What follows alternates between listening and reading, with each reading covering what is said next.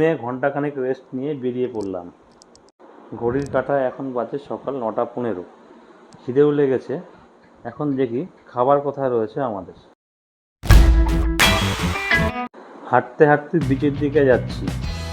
বিচের দিকে যেতে বাঁদিকে যে রেস্টুরেন্টটা আছে সেইখানেই আমাদের সকালে ব্রেকফাস্ট ছিল।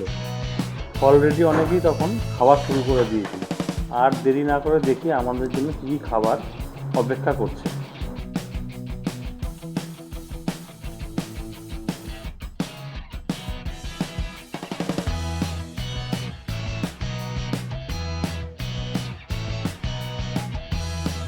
একদম প্রথমেই আছে বাটার, গোলমরিচ, সস, চিনি, তার সঙ্গে আছে ডালমুড, পেঁয়াজ কুচি, লেবু, আর তার সঙ্গে আছে কর্নফ্লেক্স।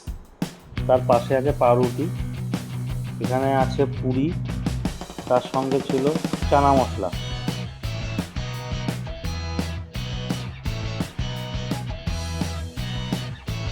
চানা মশলার পাশে ছিল পোহা বা ঝাল সুজি, তার পাশে ছিল ইডলি, আর ছিল সাম্বার বড়া, সঙ্গে ছিল সেই চাটনি, ডিম আর ফ্রুটি। খিদেও লেগেছে, খাবার দেখে আর দাঁড়িয়ে থাকা যাচ্ছে না। যদিও আমি জানিলাম একদম হালকা খাবার। একটা আমুল বাটার, পাউরুটি, তার সঙ্গে আছে 3টে লুচি, চানা মশলা, একটুখানি পেঁয়াজ আর একটা লেবু। আর আমার কাকা কোনো দিকে না তাকিয়ে খাবারের আনন্দ নিতে ব্যস্ত। খেতে খেতে বাইরের দিকে তাকালেই সমুদ্র দেখা যাচ্ছিল। সমুদ্রের অকৃত্রিম রূপের সাথে খাবারগুলো মিলেমিশে এক অপরূপ পরিবেশের সৃষ্টি হয়েছিল।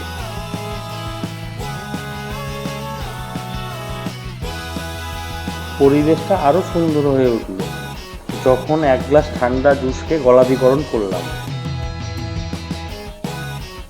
খাওয়া শেষ করে বেরিয়ে পড়লাম বিচের দিকে।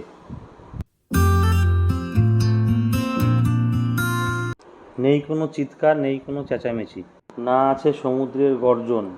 সে এক শান্ত সমুদ্রকে দেখা যায় মন্দারমণির বিচে আসলে পরে। অল্প কিছু পর্যটক আছে যারা এদিক সেদিকে বিক্ষিপ্তভাবে ঘোরাফেরা করছেন। সকালে এসে যেমন দেখেছিলাম জলটা অনেক দূরে, আস্তে আস্তে দেখছি জলটা কাছের দিকে আসছে।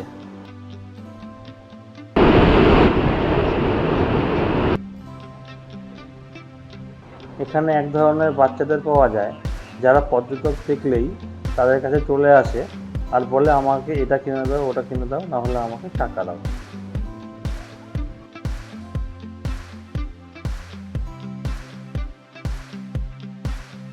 সমুদ্রের ধারে পর্যটকরা তারা নিজেদের মতো বিভিন্ন ধরনের মজা করছিল। আর এই বিচে ঘুরতে ঘুরতে দেখা হয়ে গেল বাহুবলী সিনেমার বিখ্যাত কাটাপ্পার সাথে। আসুন কাটাপ্পার সঙ্গে আমরা কথা বলে নিই। হাই কাটাপ্পা। কাটাপ্পাকে কেমন লাগলো কমেন্টে জানাতে কিন্তু ভুলবেন না।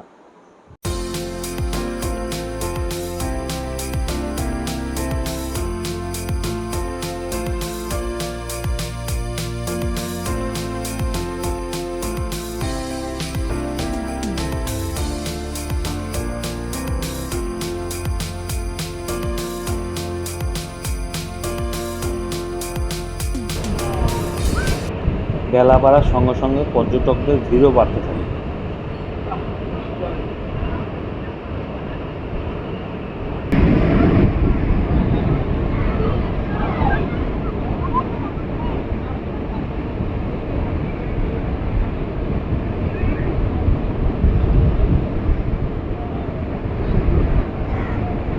আমি যখন বিচ ঘুরে দেখছিলাম তখন শ্যামলদা আর আমার কাকা এক সাইডে বসে দোল খেতে খেতে ভালোই সমুদ্রের মজা উপভোগ করছিল।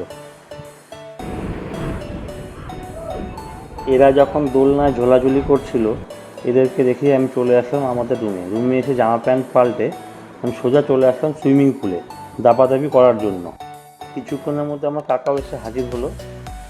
দাপাদাপি করতে করতে হয়ে গেল প্রায় দুপুর 2টো। ঘরে গিয়ে জামা প্যান্ট পাল্টে চলে আসলাম সোজা খাবারের জায়গায়।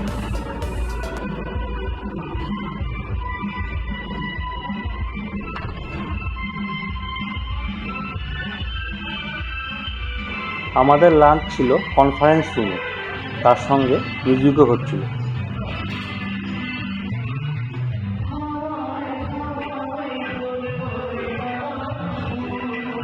দুপুরের মেনুতে ছিল স্যালাড, বাসমতি চালের ভাত, ঝুরঝুরে আলু ভাজা,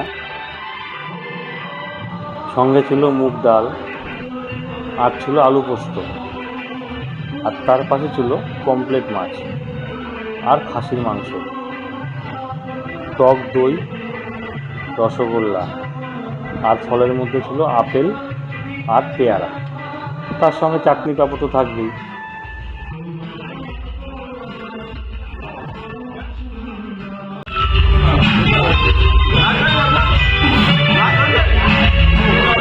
আমি নিয়েছিলাম আলু ভাজা, ভাত, ডাল, লেবু, স্যালাড আর পমফ্রেট মাছ।